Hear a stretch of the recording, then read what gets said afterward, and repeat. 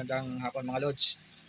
Meron naman tayo dito ng evaporator ng no frost na ref. Tuturuan ko kayo kung paano ba ito mag-circulate itong ganitong klase ng evaporator. Hindi niyo ito makikita sa mga sinaunang ref. Ito yung mga bago na ngayon. Yan. Dito, itong tubo na malaki na to, ito yung papunta ng motor compressor. At ito namang maliit, ito yung tinatawag na capillary line o capillary tube. Yan, pupunta yan dito para lumambig yung ating system para paikutin dito yung refrigerant. Yan. Ito po, yan yung capillary line. Galing yan doon sa may filter dryer, doon sa may pinakababa ng ating ref. Ito naman yung kanyang accumulator. Bago bumaba yung refrigerant doon mismo sa motor, sasaluhin niya na rito kung yung kailangan yung papasok sa motor, puro gas lang. Kaya yung tubig dito na stock sa accumulator. Yan po. Tapos dito yung nakadikit yung tinatawag nating thermodisc. Ito yung magsisense na kung mag-yelo na yung evaporator mo, ito, mapuno ito ng yelo, magsisense ito, iti-trigger niya yung heater. Ito po yung heater natin. Yan.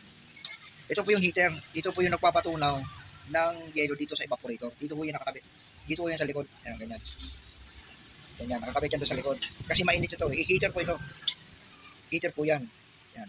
Tignan mo, para siyang bumbilya. Yan po. Meron silang mga connector dito, yan. Ayan. So, hindi na natin may kabit sa ref dahil sa sunod na lang na video natin, saka ko yan kakabit, papaliwanag sa step by step. Ito po ang tawag po dito, accumulator. Ayan po. Ito pa yung mga evaporator. Meron po siyang mga wire dyan. Ayan po, nakikita nyo. Ito.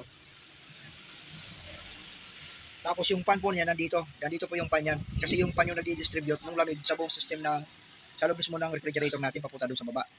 Yan po yung trabaho ng fan. Yung lamig dito, ibubuga ng fan. Kaya yung mag-yelo po yan. Ito. Itong mga bungad na yan, mag-yelo yan. Yan, paikot yan. Ngayon, pag nagkaroon tayo ng problema, kunyari, nasira itong thermodisc na yan. Hindi na yan mag-open. Ngayon, ang mangyayari dyan, magbi-build up yung ice dito. Ito, mapupuno ito ng yelo. Kasi sira nga ito, paano nga naman magti-trigger yung heater, natutunawin niya yung yelo kung sira na to. Madalas mo nangyayari yan sa mga no frost. Ito nasisira. Ito, di ko nasisira yan.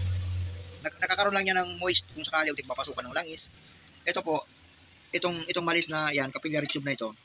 Once na pinasukan ng langis ho yan, magbabara na yan. Hindi na aakyat dito yung lamig papunta dito sa evaporator na to. Yan po.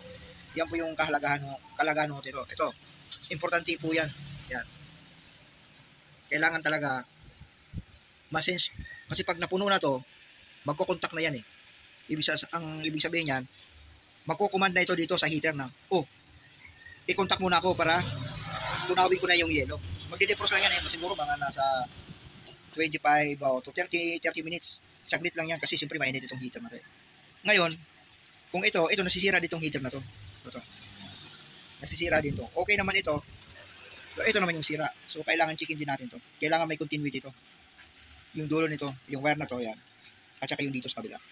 Kailangan meron siyang continuity. Kasi pag wala yung continuity, ibig sabihin sira to, magpapalito kayo nito. Ito. Yan po mga guys, para kaunting tips lang ito sa mga baguhan. Mga panood po ng video na to. At least alam na ninyo. Yan po. So, thank you po sa pagsubaybay nyo sa aking munting video. Sundan nyo lang po sa susunod po na video, papakita ko sa inyo kung paano po mag-wiring na ito. At papakita ko din sa inyo kung ano po yung reading ng thermodisc na to, kung bad ba siya or good. Sa sunod na video na lang mga lods. Hanggang dito na lang yung video ko lods.